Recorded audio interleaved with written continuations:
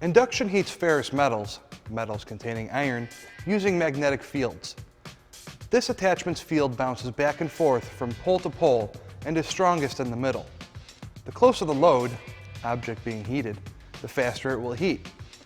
It also creates heat through the resistance of current through its load. The better the conductor of electricity, the less amount of heat created through resistance. But don't worry, we don't create enough current in ferrous metals to do damage to electronics outside of the field strength. But for some highly conductive metals, like copper, it does create a current. This is a demonstration of the effective range of field on the Rosebud. The Rosebud has a heat shield that protects the attachment from red-hot surfaces. Feel free to hold this attachment directly to metal without damage to the attachment. Since the Rosebud has a maximum amount of power on a 110-volt source, an air supply is required for cooling. Connect this to an air source with about 15 to 20 psi when working with ferrous metals.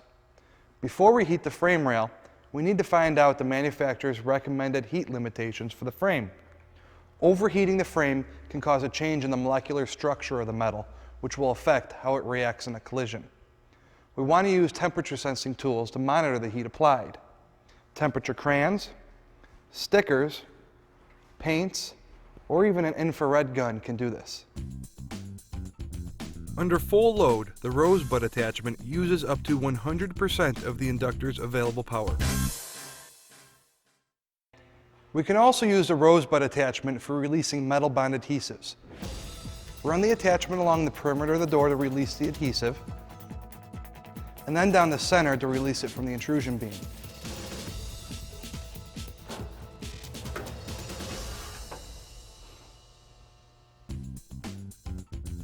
The inductor's application in the automotive industry was invented by an auto body technician.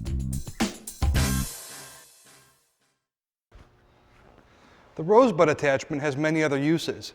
Use the diagram of the magnetic field's shape to apply to any ideas you may have.